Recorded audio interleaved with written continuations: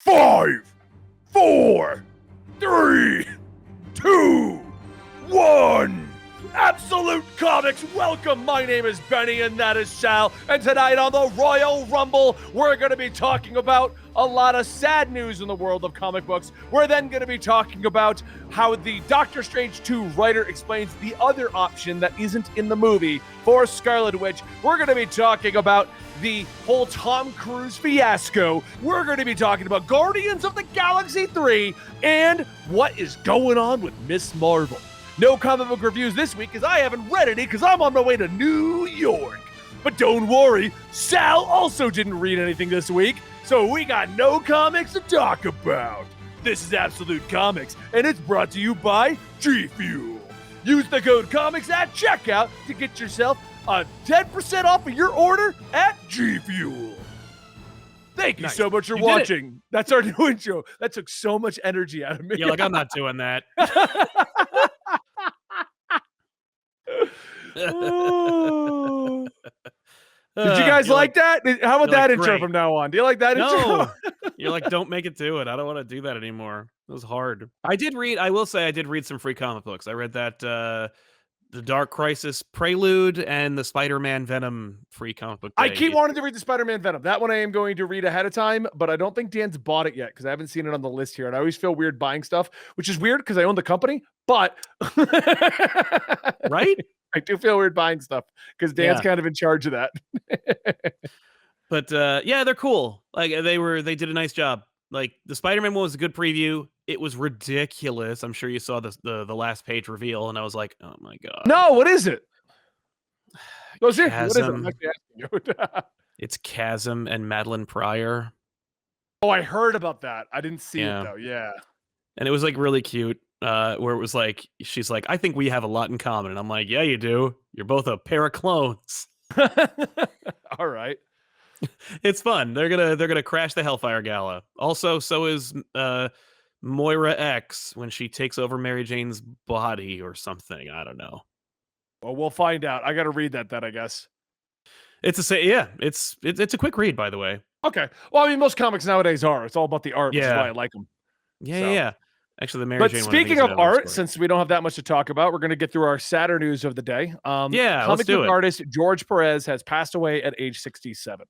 If you don't know who that is, he wrote things like Infinity Gauntlet or drew things like Infinity Gauntlet, Crisis on Infinite Earths, and many, many more comics. Both Marvel and DC were giving him I think what made this kind of hit a little bit harder than Neil Adams, who also recently passed away. And I do have a personal story about Neil Adams that I want to tell. Yeah. But I think we all kind of knew what was happening with George.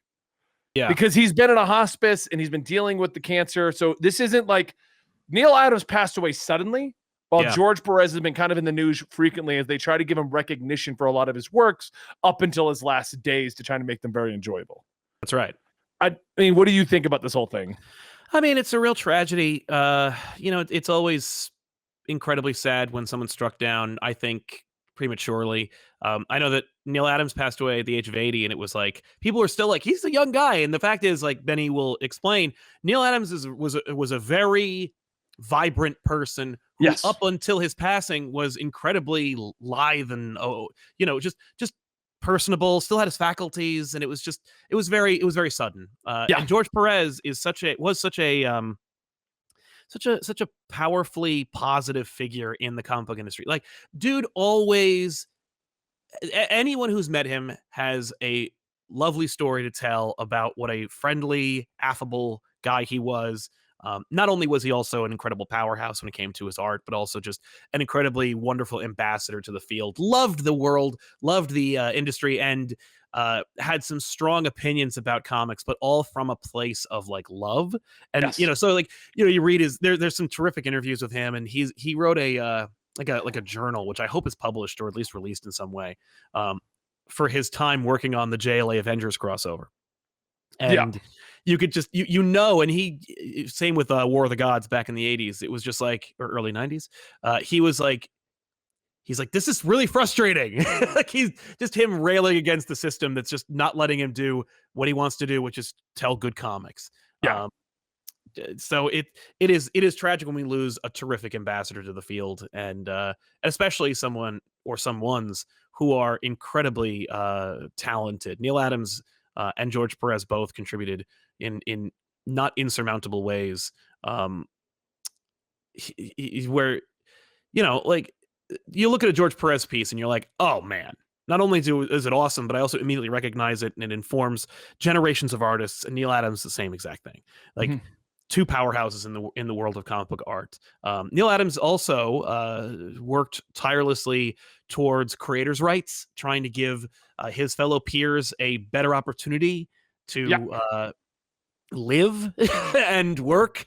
Having come through it all himself, he had a lot to say about it. Yeah, no, it's true. So we are honored by them. We appreciate their contributions, and they will be sorely missed. Yeah, there was a con that I went to with Rob actually, that Neil Adams was at, and Rob and I went on the show floor, and obviously Neil Adams had no idea who Rob and I were. And I've always felt weird talking to comic book artists and writers. I don't know, like, it's funny because I'll talk to like these celebrities from the movies and I don't care. And it's like, I'll go to the comic book artists and writers. And like, that's when I get nervous. Yes. And we went over and Rob, because Neil Adams was just sitting at his giant booth. Because if you didn't know, he always had a giant booth when he went to a con that had all of his works in it. And Rob just went over and asked him a simple question. And Neil Adams spent an hour of the intro of the con just telling us stories about the industry, not having any idea who we were or what we did, just talking about the industry with two fans of the industry. And like, that's how I remember Neil Adams. And that's like, hearing that he had passed on, it was like, that's so sad because like, that's never going to happen again. I'm not going to go to a con and just see him randomly and just hear about the industry forever. No, it's true. And these guys, like those who are still with us, are fonts of information and value, and they are there to tell you about them. So if you do go to a convention in the future, and you are in a position to talk to some of these titans in the industry who will not be here forever, take the opportunity, make the time. Like if you see Walt Simonson, talk to him, ask him questions. If you see JMD Mateus, people who are like, who have been there and done that and contributed so much to the industry and I just know them personally, they have great stories to tell and they're never not interesting. So it's like, if you have a favorite creator and you want to say something, gather your thoughts, get a little elevator pitch of what you want to say to them and throw it at them. Especially if you have a question about the industry, about their contributions, or about something that they might have an insight into, ask them. More often than not, I have, if I had 100 stories about running into creators and talking to them, maybe one of them was a negative experience. You know what I mean? Like they're predominantly positive. So, take that opportunity. Let this be a lesson, at the very least, to like meet your heroes. Try. That's what I've always said to people, like, because I always get nervous. I'll see you guys next time. I'll see you guys next time. And it's always like, you never know when next time's going to be. Always take advantage of the time you have. If you're at a con and you see an individual you like you said, go say hi, try to talk to them. They'll tell you information, or they won't, but at least you'll know you tried. Right. Because for everybody who skipped out on talking to Neil Adams while he was at every con, still doing the con circuit, you don't get to talk to him now. That's right. No, I remember vividly. I was at Baltimore Comic Con. Darwin Cook had a table, and I thought, and nobody was there, and I just thought, like, I really don't want to bother him. It's like he paid money to have a table so the people would come up to him, and I didn't want to bother him. Next year has passed. Same with Steve Dillon. I have a couple of stories like that where I'm just like, missed opportunities, and it just it doesn't mean anything. I'm sure it wouldn't have made his day or anything. It's just a thing where it's like, they were available. They made themselves available, and I didn't take that opportunity. Neil Adams, I did have an opportunity to talk to him. And George Perez, I ran into him one time outside of East Coast Comic Con. He was walking towards the show. My wife and I were behind him, and he was unmistakable. He was a big personality. He was wearing these flamboyant Hawaiian shirts. You see him walking. It was like summertime, and he had flip-flops. It was just, there he is. It's George Perez. His kind will never come again. So that moves us on to our second topic here, which is also kind of a sad one, at least from my perspective as to what happened, but it's Free Comic Book Day. Free Comic Book Day, Sal has a lot of more enjoyable things, but I haven't said much about this since it happened, but I have not been back to my comic store since March. and I haven't said it here, and I don't know why, probably just because I'm trying to not really too much dwell on it, but my comic shop owner, Jason, who you guys may know from like early videos on Comicstorian, he passed away at the beginning of March. I was live doing stuff on the internet, and like I think I was in like some review or something, and somebody showed up midway through to inform me while live that he had passed away. And Jason, I hadn't really chatted with very much in the last couple of years, but he was one of the first friends I had when I came to Colorado. So it kind of hit me in a weird way because like I hadn't really talked to him in a while, but it was always one of those I kept meaning to get back into the habit of going to the comic book store on a regular basis. Yeah. And for me, I just completely missed Free Comic Book Day. Didn't even realize it. And that's what I also realized. I haven't even gone and picked up a new book from the store in almost 3 months because of that situation. Yeah. So I'm sorry to hear that, man. And I remember you saying so, I think privately, and I was like, oh, I remember Jason from your early videos. Like he was a prominent figure for a while. That's your comic shop. It is. And it just goes back to what I'm saying, and it does relate to George Perez, and it does relate to Neil Adams. Never pass up on an opportunity to talk to somebody. Never, if you're always worried you're going to like bother them or something like that, you know what? If you bother them, that's going to happen. But at least you'll know you've tried and you tried to do something like that. Yeah. So, yeah. You could apply this to anything outside of just comic books, but like, yeah, like if it can be a lesson, let it be at the very least like something to help you spur you into showing someone that matters to you that they matter to you. And I kept meaning to go back to the store, and that's what really kind of hit me hard because it was when I got the information, it was Saturday, and I currently was planning that week to go and see Jason on that Sunday because we were going to talk about some D&D stuff, and I was like, well, I'll just swing over and see him on Sunday. Well, Sunday never happened, and then I haven't gone back to the shop since. So yeah, it's real shame. Yeah, sorry. Sad opening to today's episode, isn't it? Yeah, it is. So let's move on to the next topic then. Well, do you have any fun stories about this comic book day you want to share with the audience? Free Comic Book Day was a fun time. I was a little under the weather, but I masked up and I took care of business, and we hit up a couple of shops and had a great time. Free Comic Everyone Book Day missed you yesterday here.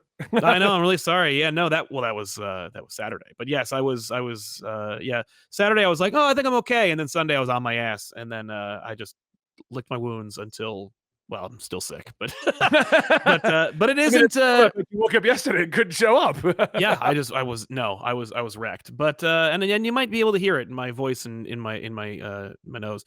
But yeah, man, it was. But I love Free Comic Book Day, and I was not in a position to be able to go like, oh man, we should go, because I always want to at Free Comic Book Day go to as many comic book stores as I can and just like see them and experience like the event-itude of Free Comic Book Day, because like it's not just hey, here's like the free comic books that these publishers decided to make. It's also your comic shop is getting foot traffic unlike it's ever seen. Normally, they're usually doing some kind of great sale.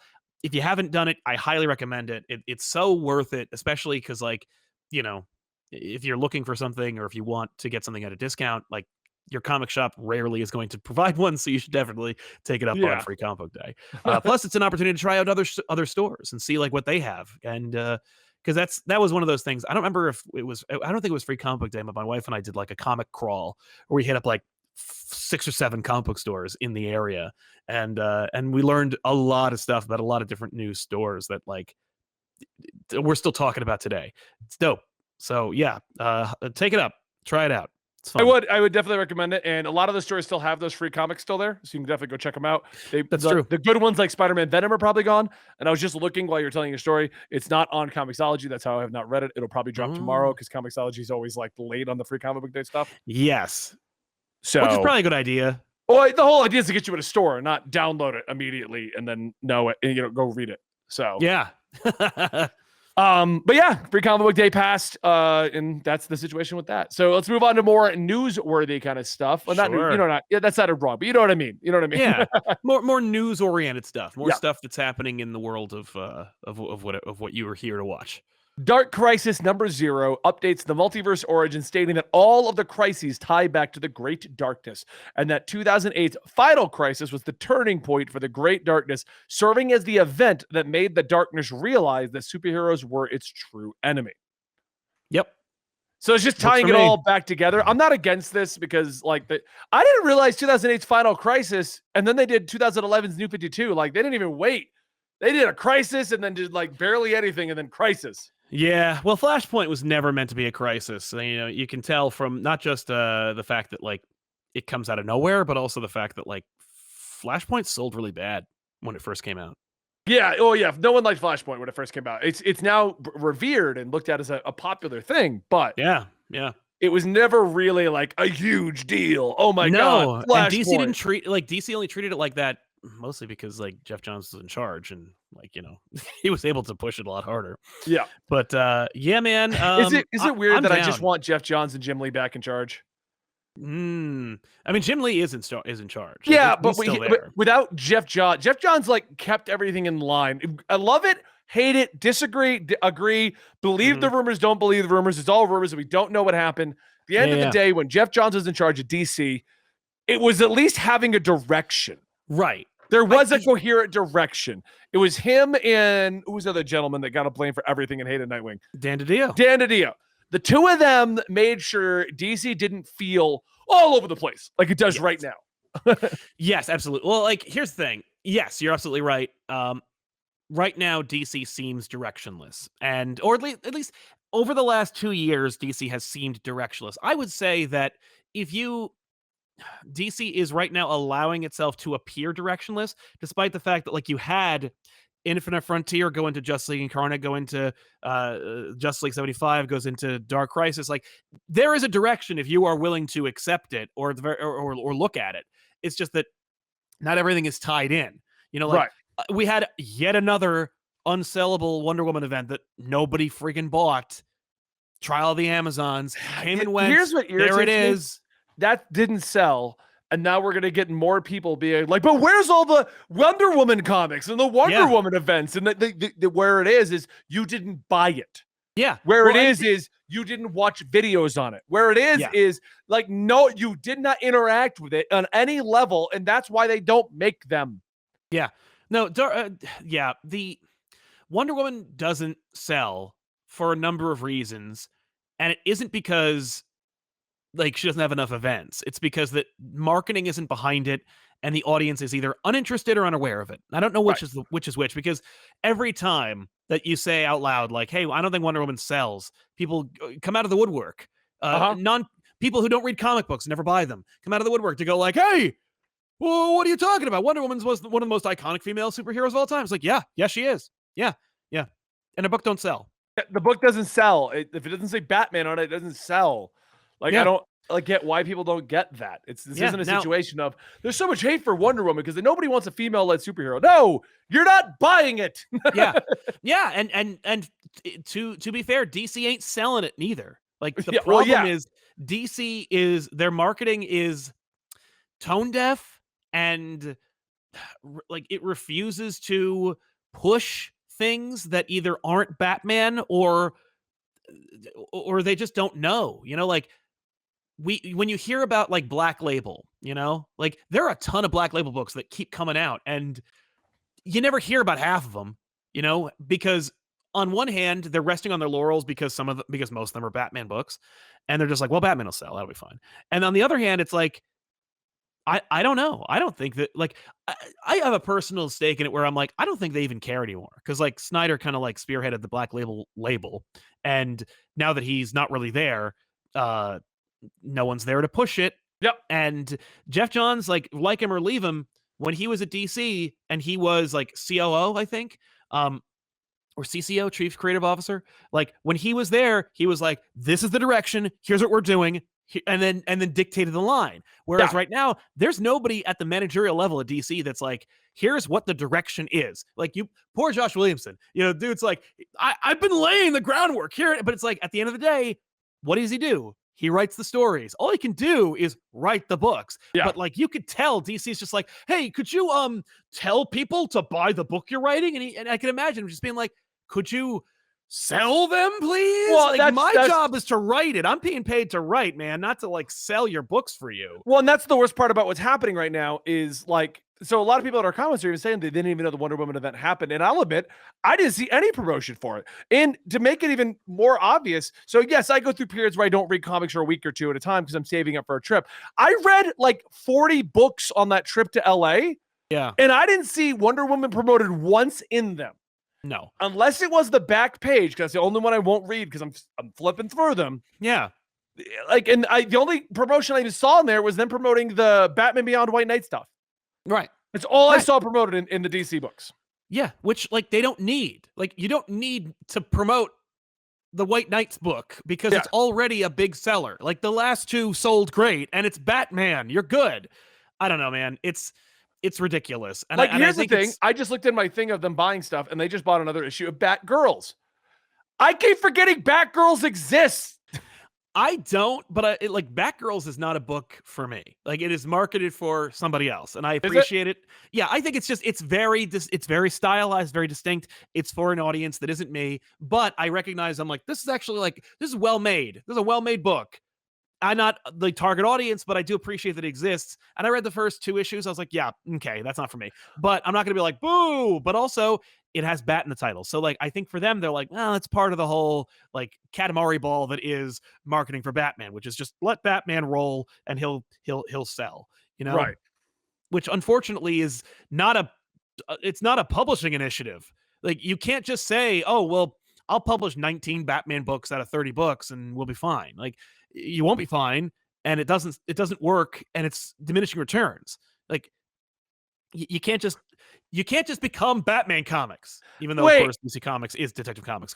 Luke Fox, or not Luke Fox, I forget what it is. The Black Jace. Batman, Jace, is still going. Yeah, and they changed his suit to just be Batman. Yeah, like, that's right. It looked different before. It was Why is he's not even referencing the rest of the Bat books? No, he's not.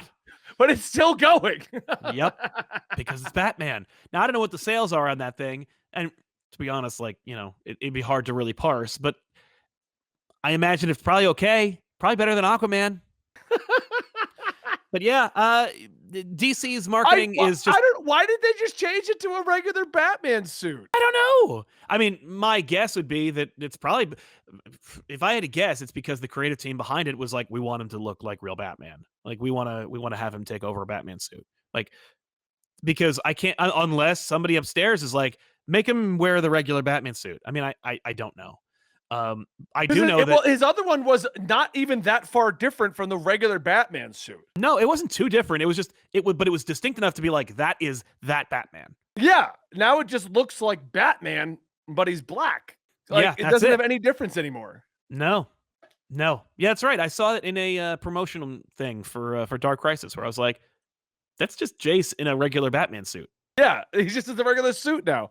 I still find it weird that he's a part of the family where the bat wingsuit was a thing, and he's not using that. No, because the other one is Luke is Batwing. Is he back to being Batwing? Because I read I literally covered the origin of Jace, and Luke is like, yeah, I used to be Batwing, but I'm just kind of, it's hanging up in the closet now. Right. I thought he did, but I don't know. I don't know. I don't feel like I need to deep dive what happened to the Fox family, because it got a little crazy, it looks like. Yeah, apparently it did. It got, well, yeah. I don't know. I'm not reading a lot of Bat books right now. I'm not reading any Batman books right now. The comic books are getting weird. Let's just move on to the next topic. Yeah, let's move on. Doctor Strange 2 writer explains that he aimed to keep Scarlet Witch true to her comic book motivations, and that they had 2 options for the movie. Before anyone checks out, this will not be spoilers. Don't worry. This is spoilers for a movie that doesn't exist. Right. He said one direction was what happens in Doctor Strange 2. But the other direction, the other one being that Scarlet Witch, well, this is kind of spoilers, actually. Yeah, it is, because it tells you what didn't happen. Doesn't happen, so you can assume the opposite happens. So we're going to hold off on that, because this show is not about spoilers. We literally do shows about spoilers all weekend, so we're going to hold off on that one. Yeah, that's fair. But it does. But apparently they had 2 ideas for the entire movie right off the bat. And if I tell you what it didn't happen, then I'm going to tell you what did happen, because you, by process of elimination, you'll know. Exactly. Yeah, that's fair. At least I caught it. At least I caught it before I read that. You did. Yeah. I was like, no, all right, we're gonna, we're just gonna spoil Doctor Strange again. Yeah. All right. So next up, we've got so this is kind of a spoiler if you believed every cameo that was supposedly leaked, because we're going to talk about a cameo that doesn't happen. Okay. Right. So take that. If you don't want to hear that, because you're like, nope, that's too much, I don't want to hear that, then take a 5-minute break from the podcast. Yeah. Okay. Doctor Strange 2, they explain that there is a hidden, unreleased cut of the film. I have seen these tweets. But Yes. and I was talking about this beforehand. I am so tired of all of these we make shit up Twitter accounts and Reddit accounts and everybody. They make shit up, get one thing right, and now we're geniuses. We thought of it all. So a lot of these accounts are doubling down, stating that all of those crazier cameos were planned. They were going to happen. And they're claiming that it is a hidden, unreleased cut of the Doctor Strange movie. And in that hidden, unreleased cut, they actually filmed Tom Cruise as an Iron Man cameo. Right. There is no such cut. The cameo never went beyond conversations within Marvel. The writer did state that they would have tried, but due to Cruise filming back-to-back Mission Impossible movies, they couldn't get his availability down. These fan accounts are also claiming that things like Deadpool, Hugh Jackman, all these crazier other cameos were actually in the movie, but they didn't film them. But they were in the movie's original draft, but they're saving it for the unannounced Secret Wars movie. I'm seeing people talk about Secret Wars, and I think I've referred to the fact that like Secret Wars would be like the big like Endgame 2 as a like, yeah, what else are you gonna do? But people are now saying like, well, with Secret Wars confirmed, and I'm like, that ain't confirmed. Yeah, no one has said Secret Wars. The only thing that has happened is it's not really. No, it is kind of spoilers. So I'm not even gonna talk about that. No, Secret Wars is not confirmed. Is what I'm gonna state. Okay, right. Stuff does happen that could possibly, but it's so loosely implied. It could easily not.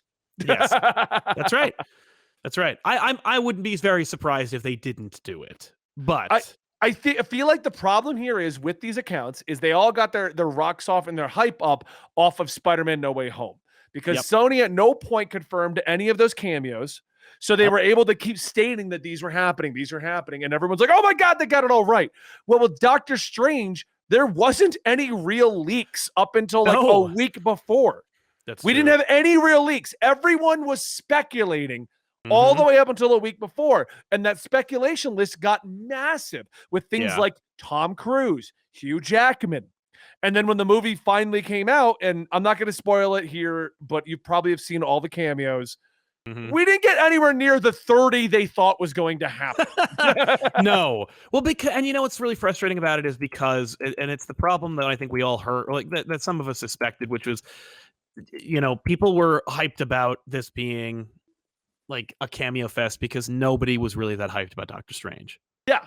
Like, and that could not be more apparent than in our own bottom line, because whenever we made videos about Doctor Strange, they tanked. And it's like, yeah, people are like, oh, but people just don't want to watch your videos. They want to see Doctor Strange. And you're right. There's a portion of people that want to do that. But I will clarify just so you guys understand. Batman movie comes out. We do Batman. That's double the views easy on that video. Spider-Man comes out. We do Spider-Man. Double the views easy on that video. Doctor Strange comes out. Lowest performing video in the last year on my channel.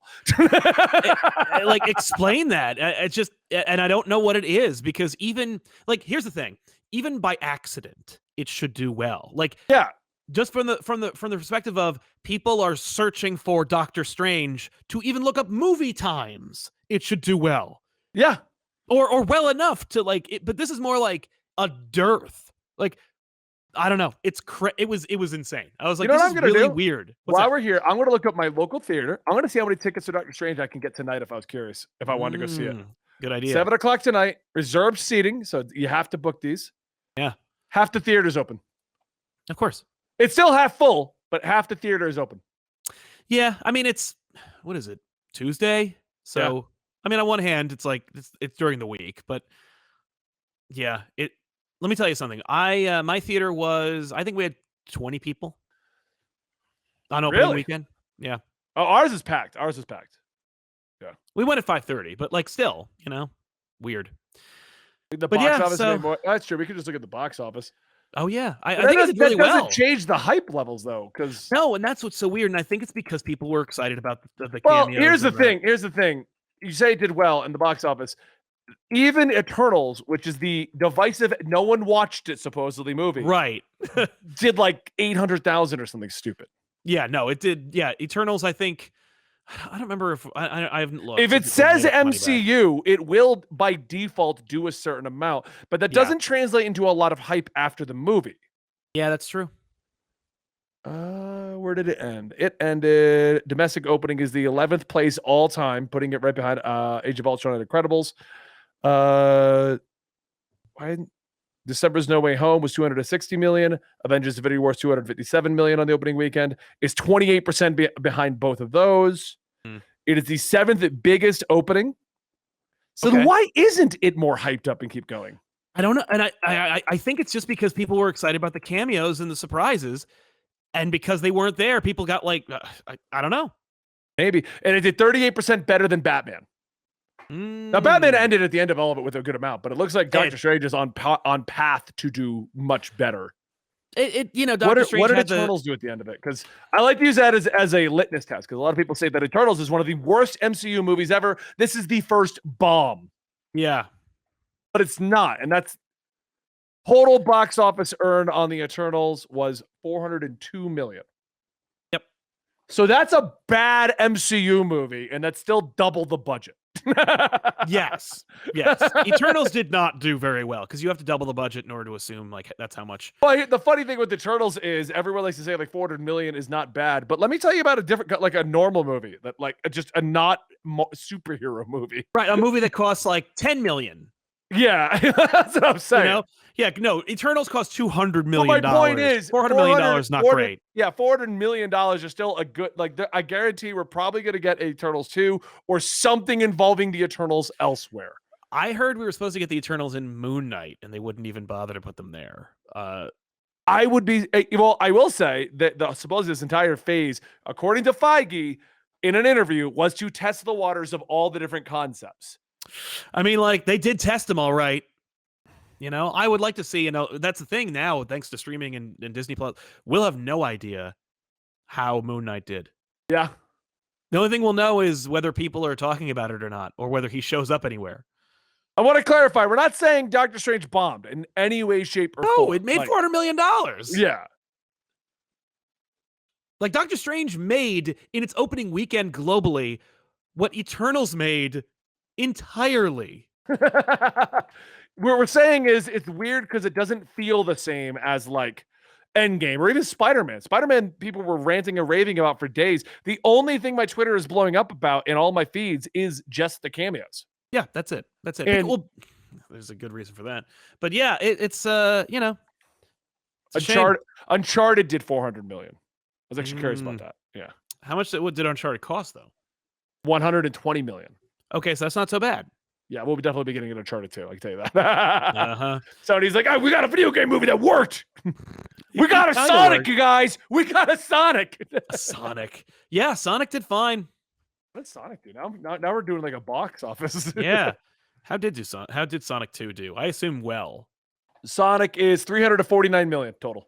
And it costs 90 to 110 million. How does your budget fluctuate like that? See, like how what? No, you should know how much it costs. But but Sonic. I just picture who made this movie. Right. Production company Paramount. I can just picture Paramount. It was like 90 to 110. I don't know, somewhere in there. Did you lose $30 million somewhere?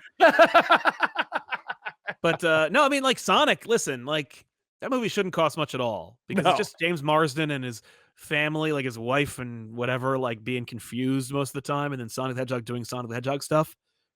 Like, but the point of this discussion, what we're stating is, Doctor Strange is weird because it's still half open. So I guess everyone just saw it, realized it only has these select cameos. Is that all right? We're done. Yeah, and they saw the movie, and all they were left with was a Doctor Strange movie, and they were like, nah. I wonder if that's it. I mean, like at the end of the day, I know we had our review. You were on the fence. Dylan was against it. I was for it. I still liked the movie. But I wonder what this is going to look like in 2 weeks. Because No Way Home, people talked about nonstop up until its Blu-ray release, then started talking about it again. Yeah. So it'll be interesting. I agree. But let's go on to our next topic here, because now people think we're just shitting on Doctor Strange when we're not at all. What? Really? No, there's just a couple comments of check the box office. I didn't realize it did that well on the opening. Yeah. Weekend. No, I know it did yeah. well. Yeah, I know it did well. Yeah. It was a great movie. I want to say so much, but I don't want to spoil anything on the show. No, let's not. Yeah, just watch another video. There's at least 2. Yeah, I know. Anyway, the Tom Cruise cameo does not happen. Didn't happen. Never because of the happened. Mission Impossible thing. But they did listen. Like they were like, yeah, we're gonna do that. Oh, he's not available. Yeah. But okay, so next up we got Dave Bautista confirms that now that Guardians 3 is done, he is done as Drax. Okay. I think it is a great Drax, but I also believe he's far older than I realized when I first looked this up. Is he like in his mid-50s, right? 53. There you go. It's not mid, but yeah, still, it's like, yeah, he's been talking about being done with Drax since the Guardians 2. Where he's like, and then you see like the movies he's in, and you're like, you sure about that? Hey, I don't actually no, I didn't watch those. They looked funny, but I didn't watch them. The one with the kid where he was like basically recreating Kindergarten Yeah, Cop. that's the one. I'm like, no, man. I wonder if he's just like, I mean, the dude's loaded. Yeah. And Dave Bautista's kind of like falls into I believe he falls into the Jason Momoa thing where it's like, because have you seen, dude, Jason Momoa is apparently traveling the country, living out of his van with mountain bikes and stuff in the back. I fell upon this TikTok channel with Jason Momoa, and I'm like, there's got to be a deep fake, but I don't think it is. I think it's just Jason Momoa living out of a van, traveling around. Like he climbed out of his van and he's walking into a Walmart, and I'm like, dude, I'm gonna go look for him. Yeah, I would flip my shit if I'm just driving around and there's Jason Momoa living out of his van. Like, That's what fair. do you even do with that? I watched like 10 of this guy's TikToks being like, it has to be deepfake. It has to be a deepfake Jason Momoa. But also, that's something Jason Momoa would do. No. But I think Dave Bautista leads a very similar lifestyle of like holistic, and he's like, I'm living in the nature and things like that. I think. I don't know, but I will say he's been talking about like wrapping up. Like he's looking at Drax as a character that has like an arc, and he'd like to wrap it up. And like I think also James Gunn is done with like at least Guardians, if not all of Marvel. And I know that Bautista has a fierce loyalty to Gunn, and I can understand him being like, if Gunn's not involved, I'm not interested. And, well, I mean, Gunn gave him a role that kind of defined his entire career to an extent. Like big time. Which means I guess we'll be seeing Dave Bautista in Peacemaker 2 or whatever the spinoff series is, because why wouldn't he, right? But yeah, I'm fine with that, especially because like, you know, I think it's a shame when actors like are not interested. I mean, like if they're in a situation where it's not terribly, they're in a situation where they're being paid a lot of money to be in like 1 or 2 movies every 5 years. I don't feel like that's much of a commitment, but again, I'm not a Hollywood star, so I have no idea. Well, I mean, Chris Evans apparently turned down the Captain America role twice before agreeing to it because of that commitment, because he didn't want to be shoehorned into a 9-picture deal. I mean, I understand that, but you know, in his case, it's like, yeah, all right. But at least with there's a precedent for Drax to be like to have a new body if you need to bring him back, which they won't, because Marvel never brings them back. It's really weird. Well, they don't need to in the end of the day, in my opinion. Honestly, they don't need to bring back villains. They have enough to work with.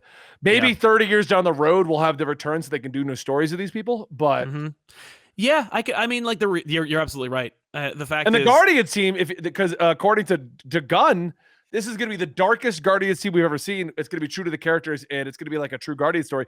Guardians, like everyone thinks Guardians is literally just those 5 guys: Star-Lord, Groot, Rocket, Drax, and Gamora. Yeah. No, Guardians is like an ever-rotating team. Iron Man was on the Guardians at one point. Agent Venom was on the Guardians at one point. The Guardians, the only constant in the Guardians traditionally has been Star-Lord. Right. Everyone else is swapped out. Rocket's become more current now, but he also swapped out. Right? Like, where's Vance Astro? Bring him back. Yeah. I genuinely am like, yeah, that's the other thing, is that the Guardians, you could make a Guardians 4 and it's by like Taika Waititi or whoever, and it could be an entirely different team. Hell, you could do Guardians 4 and it's just starring the Ravagers that they teased at the end of Guardians 2. Doesn't really matter. Or whoever shows up in this one. Honestly, I would if you're going to do Guardians 4, don't do Guardians 4, just make it the Starjammers. Yeah, I'm on board. I mean, I'd like it. Right. But no, I mean, it's kind of expected this. Plus, after everything with James Gunn, I feel like he is going to step away. If I almost feel like Discovery is going to offer him that role as the Kevin Feige of DC. I feel like right now he has made successful movies and successful shows. He's also famous for, he's a famous director. He also loves the DC characters, as we've seen.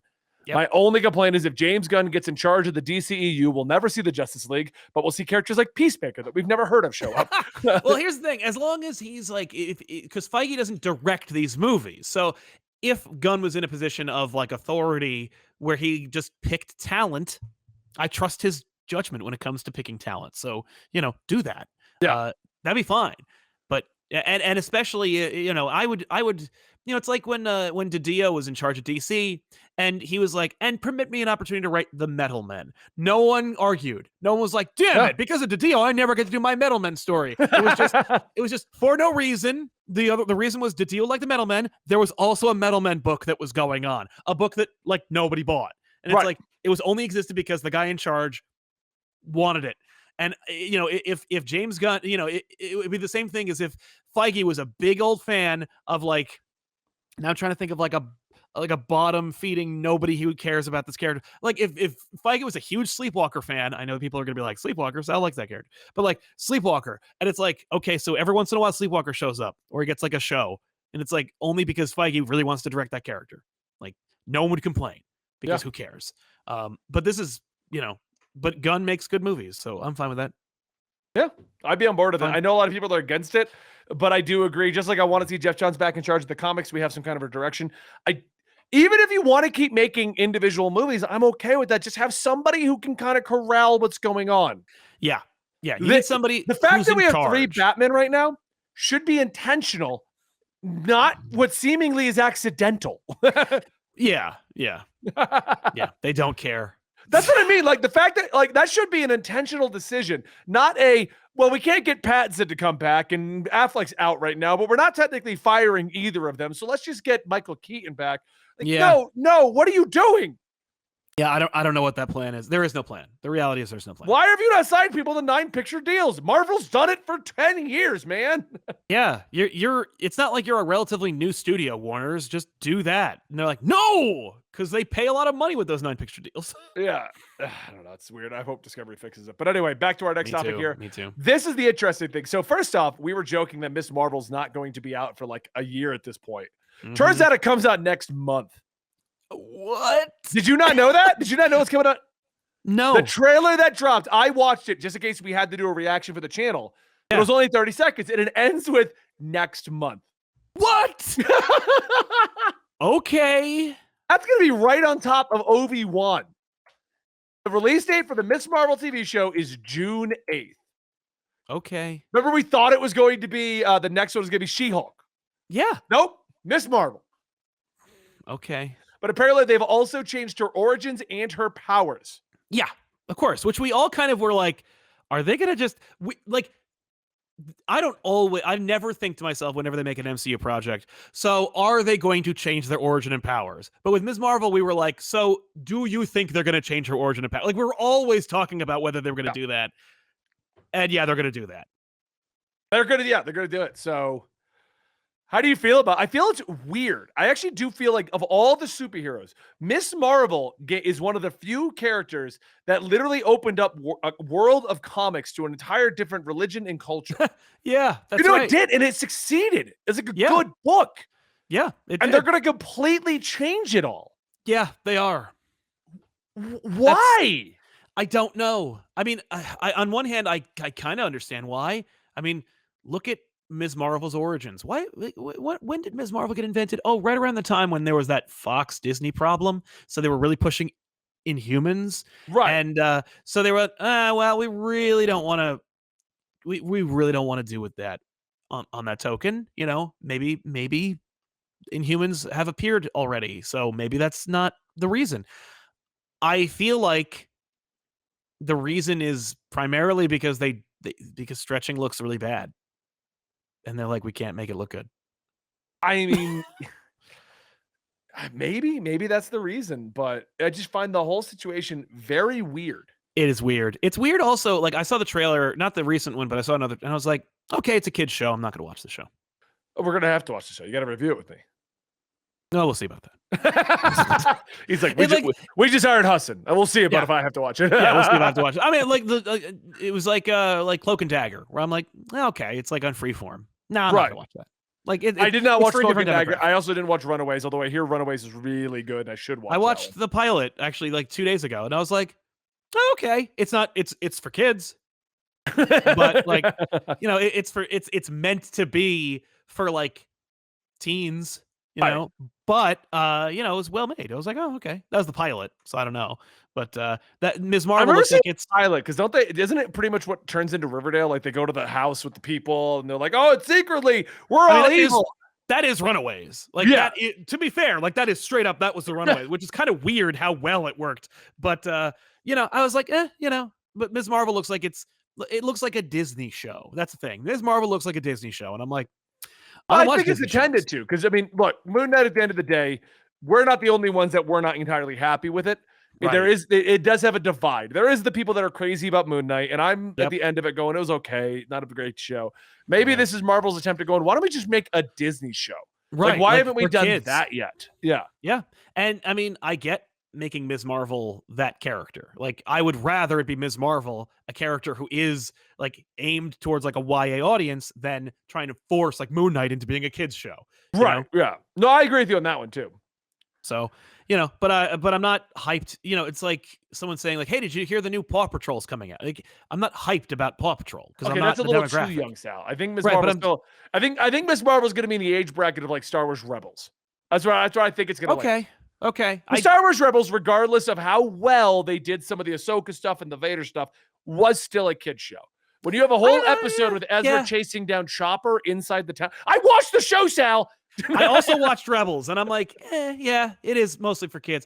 I think Rebels towed that line where it was between, like, we're selling it to kids, but we know adults are the primary audience. Like, we know people, and that's where I feel like Miss Marvel's going to land, where a lot of the core plot elements are going to be kids' problems, kids' show. Yeah, but I doubt we're going to get like the hallway of a high school and then being like, "Oh, Kamala." No, it's not going to be. No, it's not going to be Saved by the Bell, but I don't think it's also going to be. It's not going to be like Hold on, Winter Soldier hold or on. Hawkeye. I'm pitching a show, Saved by the Bell, but at the Xavier Institute. There we go. Would you not watch that? I would watch one episode of that. But no, it doesn't have your core X-Men. It's right. got It's like only about all the students. Yeah. I mean, like that's a show that like I can't believe they haven't pitched it already. What if instead of Belding, it's Wolverine?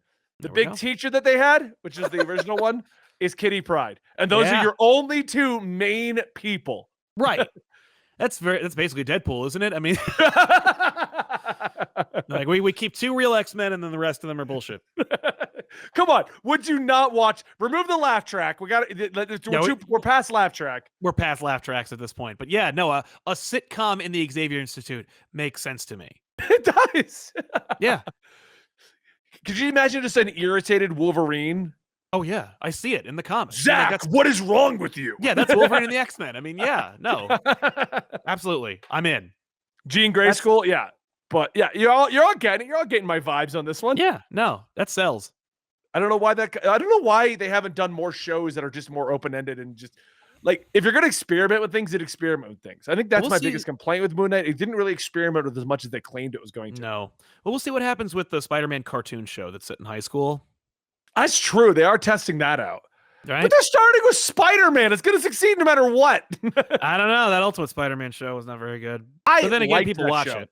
I will say this. Ultimate Spider-Man started out very wonky and weird. They listened to the criticisms, and by seasons 2 onward, they kind of cleaned it all up. Far less of the jump cuts, far less of the cutaways and the chibi stuff. It was more Spider-Man and got really good for what it was. Okay. Yeah, I heard I saw like promotional materials for that show where I'm like, you guys went completely off the rails. Like, they also made it their own story. Like they have Mary Jane as the Carnage Queen. Like it was good though. It was good, Sal. Okay.